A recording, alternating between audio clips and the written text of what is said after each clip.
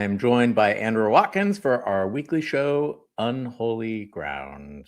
And this week is particularly unholy. Andra, before we get started with this, how are you? I can't believe I'm sitting here smiling because I've been so upset by the Motherless Rape Academy information that I couldn't even talk about it for days without screaming. So that's how I am. Well, so this is, let's get into it. I don't know how else to feel. This is a really dark, this is going to be a dark show, folks. And I think I want to give you a heads up on that because there are some topics we're going to talk about that are sort of hard to handle. And so this is your warning going into that. But there's a story that you're writing about this week, which, to be fair, I hadn't even heard about until I read about it in your Substack. So last month, CNN published an investigation that it literally should have closed down. Everyone should have opened their doors, walked out into the street, and said, "I can't put up with this shit anymore. You got to stop it." But it didn't. The cycle lasted 2 days, and it didn't hit everyone. Clearly, it didn't hit me, and I'm like perpetually online, like every second of every day. So what the reporters found was a network of American men on American websites trading instructions on how to drug their wives unconscious and assault them. And this is thousands of videos. And some of these marriages were decades long. These are men who'd been in these marriages for a long, long time.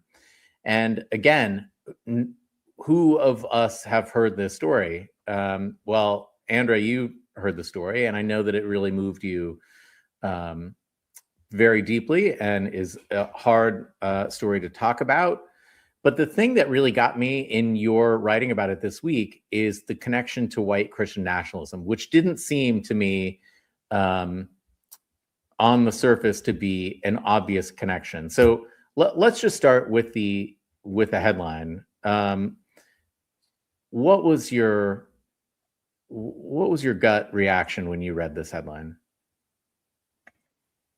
I started screaming and crying. It was just horrifying to me. And I mean, I'm going to correct a couple of minor things that you said. Mm-hmm. The website is a U.S. website. It's hosted in the U.S., but there were international users. Right. So, and the only person who's been arrested so far that we know about is a Polish man who did this to his girlfriend.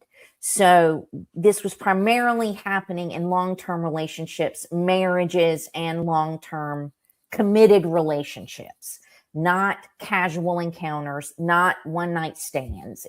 It was people in committed relationships who were trying to learn how to drug and rape their female partners while they were unconscious. They were sending each other drugs. They were sharing tips. There was a whole section on eye checking to show like how to know when the woman is unconscious. So they were checking the eyes and trying to show, these are the signs that she really is out and you can proceed.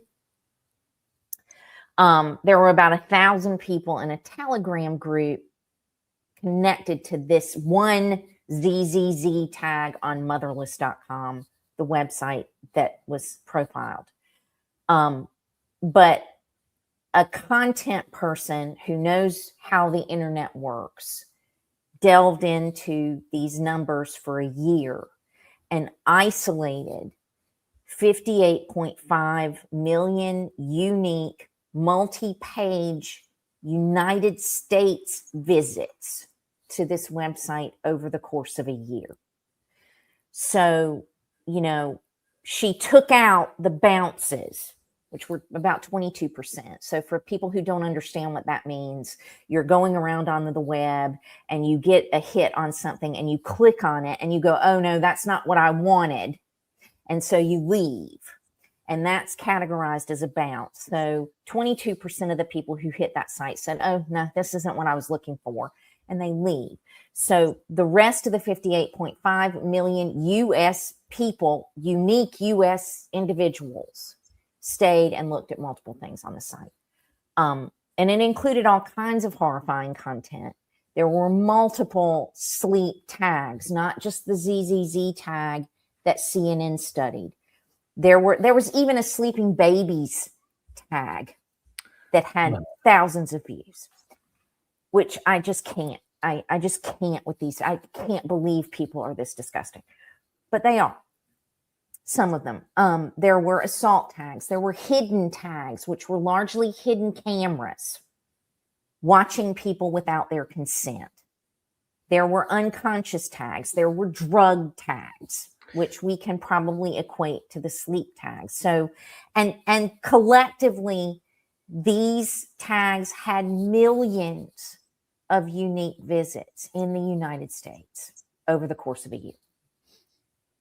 So this is, look, I think a key thing you said is that one person has been arrested and he's not an American. Mm-hmm. Potentially millions of, I've seen some other reporting on those numbers as well, that it's, you know, there's some accuracy or inaccuracy. It doesn't really fucking matter, because the point is millions of people have been viewing this content. Thousands potentially of people, of men, have been not only conducting this behavior, but filming it and sharing it, right? So mm-hmm. we know these people, they weren't necessarily anonymous. Some were anonymized, right? Some have faced, I don't know, made themselves invisible, whatever they did. They're there. They're contactable.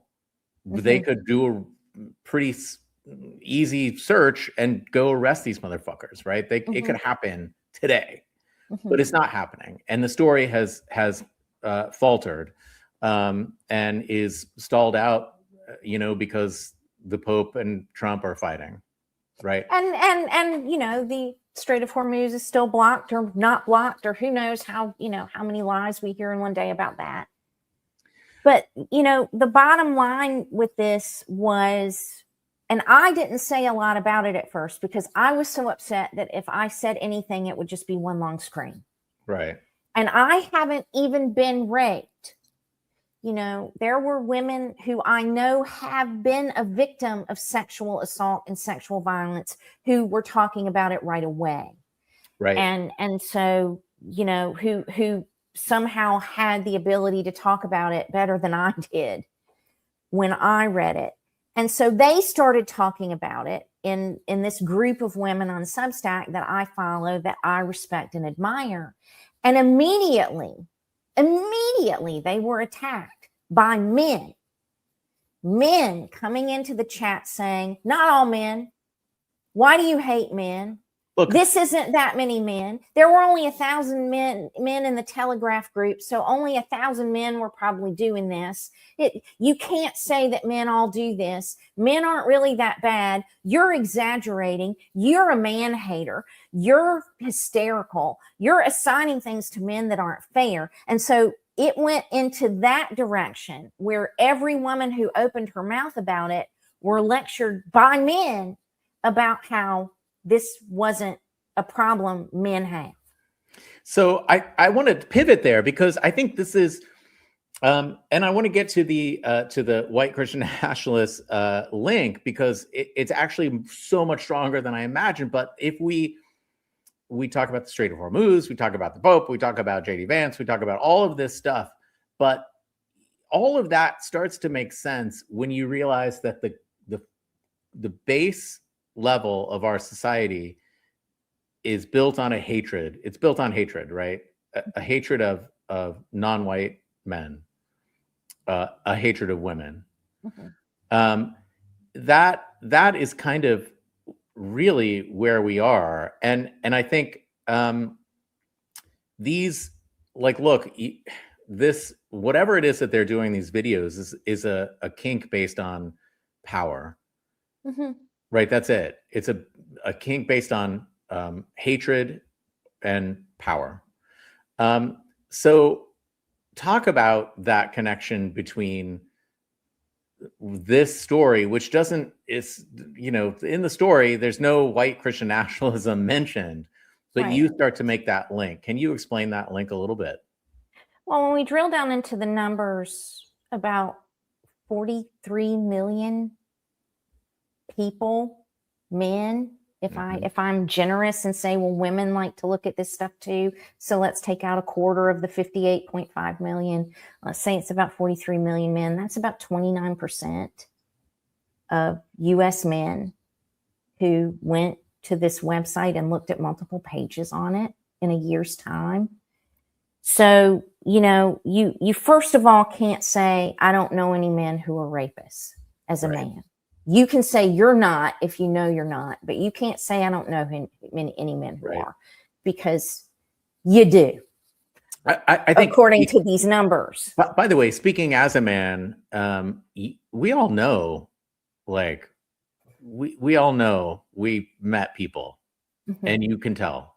You're like, and again, like, I don't want to make generalizations and accuse someone where I don't have any hard facts, but men, it's you just know which of these dudes that you run across are aggressive and weird and all of those things. And those are the dudes you're like, you tell your girlfriends and your daughters and all the women you love to just like stay away. Right. And so what I had to process from my own upbringing in Christian nationalism, I've been talking about pornography practically since the beginning of my Substack. I started doing this work. That was like the second or third newsletter I ever wrote, and so I've been talking about how Christian nationalists view pornography. But part of what I had to process, and part of why I was so upset, and maybe this was news to me and it's not news to a lot of other people, was the fact that these men hate women so much that they view female consent as pornography. Right. And so when you look at it that way, that it is a woman's biological destiny to have babies, as Katie Miller said in a tweet not very long ago, and men, and in white Christian nationalism, they teach that it is a man's right to have sex with his wife whenever he wants it, that she doesn't have the right to say, I don't feel like it, I have a headache, I'm not up for it. It is always her place to say yes. She cannot dissent. So therefore, there is no consent. People like Doug Wilson teach that rape can't happen in a marriage because it's always a woman's job to pleasure her husband when he demands it. She is little more than a lump with orifices that exist for his pleasure and fulfillment. And I mean, I didn't even realize until people started talking about this that marital rape was not outlawed in all 50 states until 1993. Jesus Christ. No pun intended. So, this is a long-standing, simmering hatred that certain men have for women that permeates our whole society. And in white Christian nationalism, I believe this content is useful for male supremacists also, for the white replacement people, that, we need to have more white babies. So if one of the ways that we get them is to encourage content online that teaches men how to drug and rape their wives who say, I don't want to be pregnant right now, then that's one of the ways that we can solve this declining birth rate problem that we have with white people. And so that's where I think that connection exists. It might be a little bit of a stretch for some people, but I was appalled at how pervasive this is how so many of the women, I mean, CNN interviewed women who'd been in relationships with men for up to 20 years.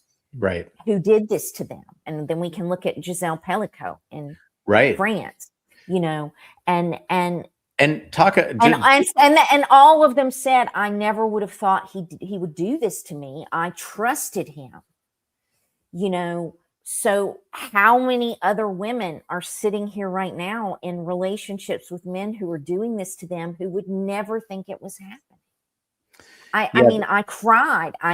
It's so upsetting to me that this would be something that the right would push on us to deal with their declining birth rate hysteria.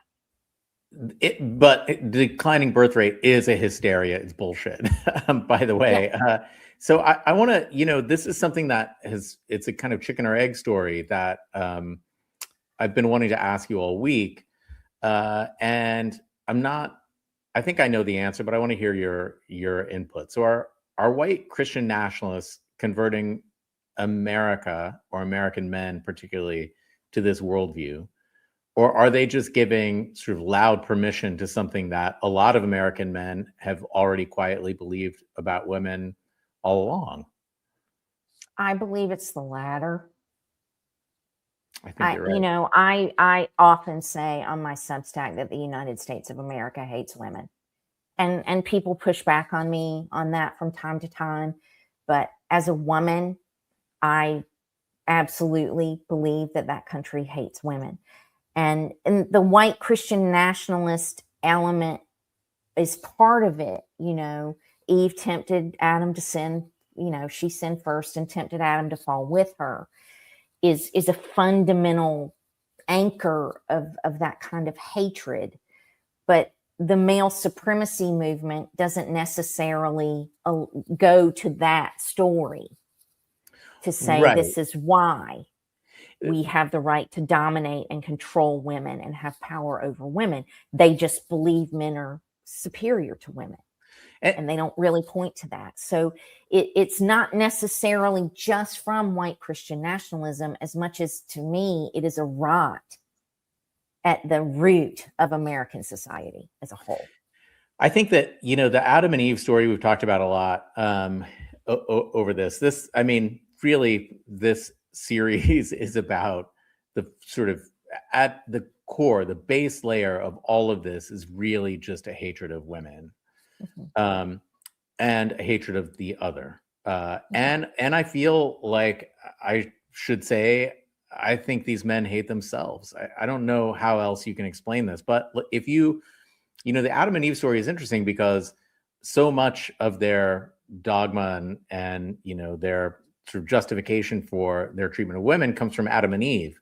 But it's worth noting, they made up the story of Adam and Eve in the first fucking place, right? So it's not like this actually happened and that's why they hate women. They hate women, so they invented a story in which they could hate women more and justify it, and now they use that story to justify their hatred of women. It's so dumb. I just want to play this one video, God help us, and then we'll talk more. This is, well, let's play it. And we'll why God in his word, God in nature that he made said women need to shut up. They need to be quiet. They don't get to call shots. They don't get to rule because they do stupid things like this. So true, King. Women need to shut up. And that's harsh. That's mean. That's not Christian. No, it is so biblical and so pleasing to God. Your daughter needs to shut up in the home when she's talking to her daddy, because no, that's not what we're talking. You know, that's not what we're talking. We're saying in the public square, in ruling civil positions of government, in the church, in ecclesiastical positions of authority, and when it comes to making decisions in the household as the federal head for the family, in that arena, all right, there's the disclaimer, in that arena, absolutely, Wes is right, women, shut up. Of course, it is.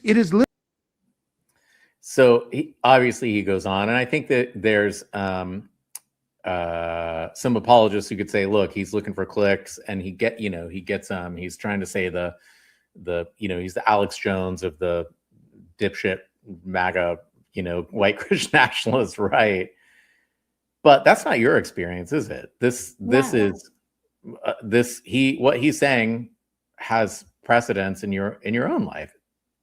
I mean, if we apply his disclaimer to life, where can women talk? And we can't talk in public.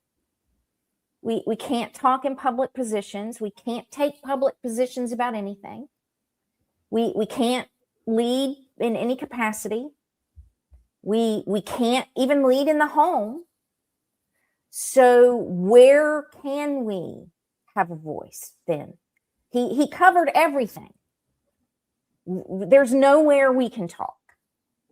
Right. And so his disclaimer makes no sense, because he says, of course, we're not saying women should just not talk, but then he covers every sphere and says we need to shut up.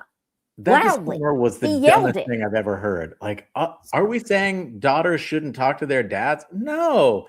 Who asked that actual question? Nobody is accusing them. We're just accusing them of being total assholes throughout and throughout in every single situation. Like, imagine being that dude's daughter. Oh, this is the same man who thinks it's okay to punish his wife for not obeying him immediately by putting hot sauce on her tongue in front of other people. So, coincidentally, look, the initial story we started out with was about humiliation, right? It's about humiliating women, and it's about power, and it's about cruelty and violence and all of those things. And what you just described is all of those things. It just it is assault to do that to a woman, to put hot sauce on her tongue because he doesn't like what she said in public. That's humiliation. That is what we're seeing here. And so I wonder,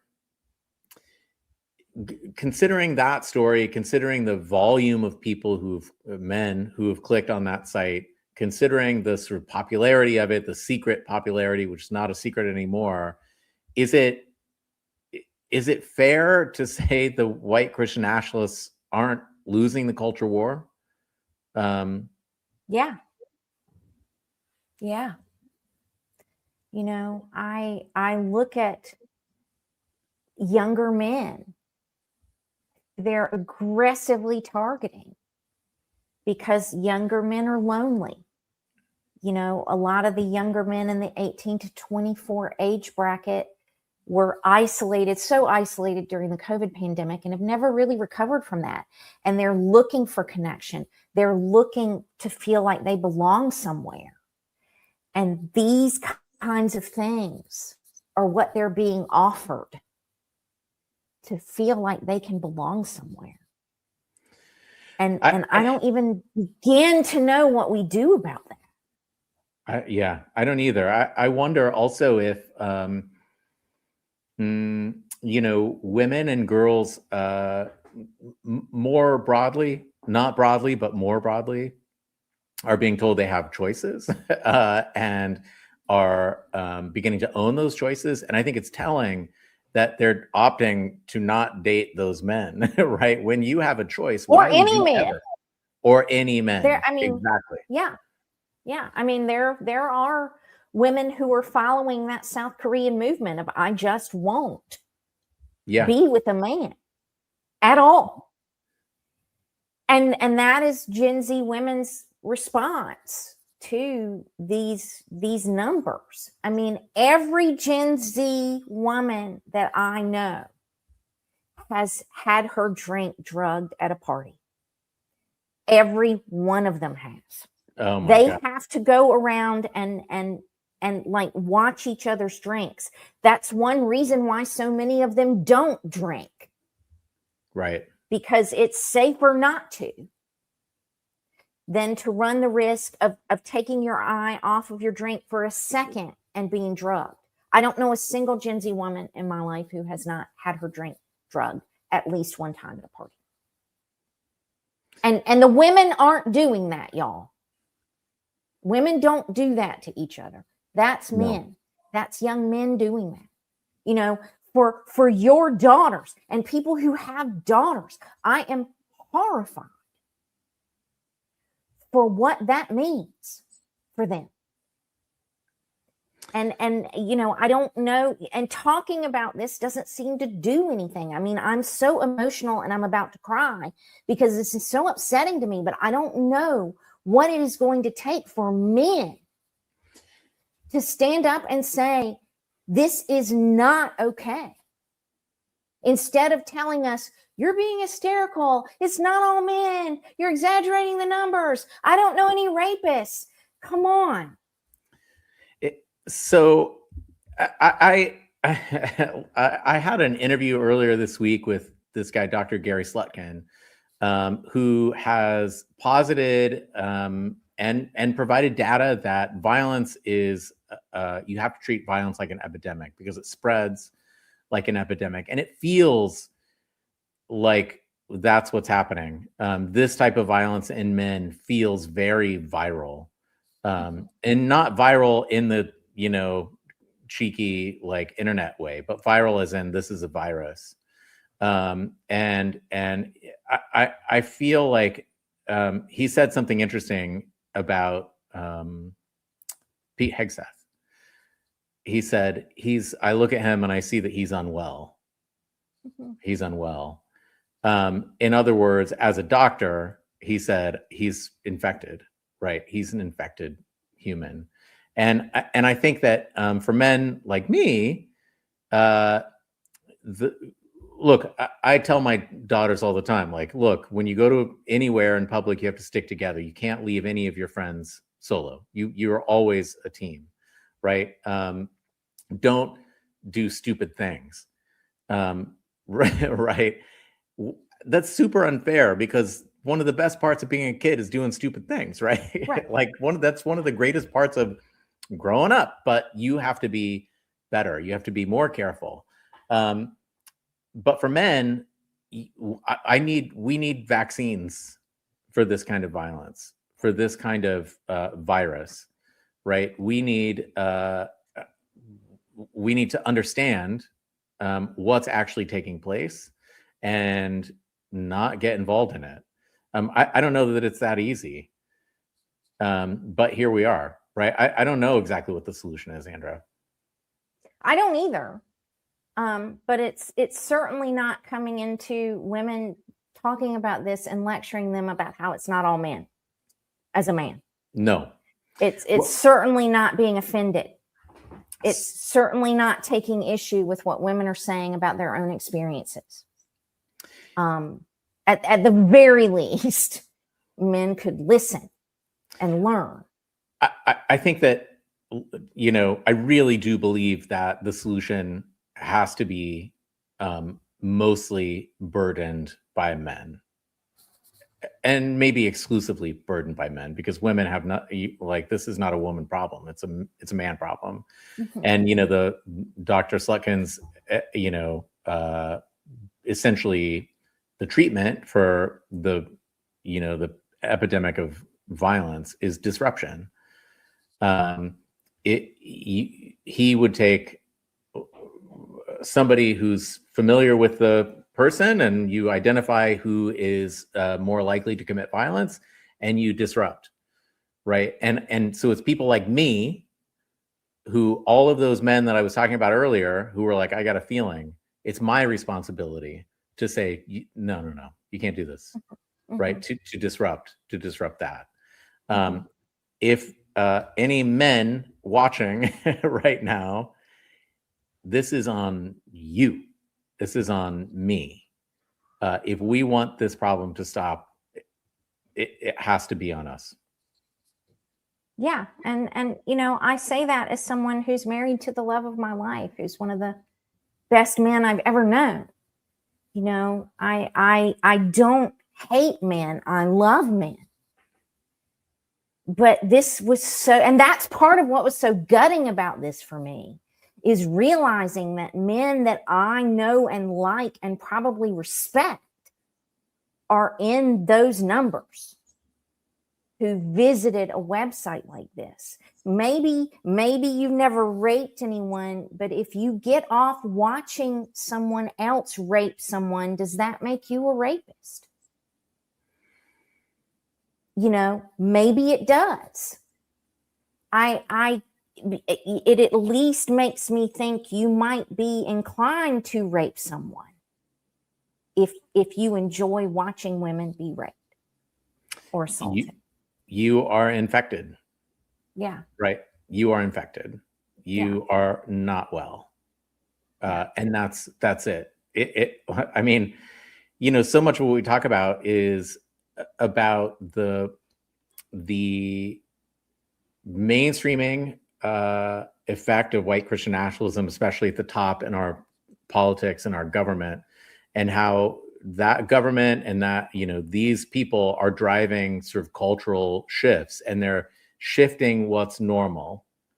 And I think where the rubber hits the road is that this affects our lives. It's not just like the culture is going to shift, so we're going to listen to a new type of music. The culture is shifting, and we will be less free, and women particularly will be less free. But I'd argue that this is really, really bad for men as well. Yeah. I don't want to live in that world. I don't either. You know, I grew up in that.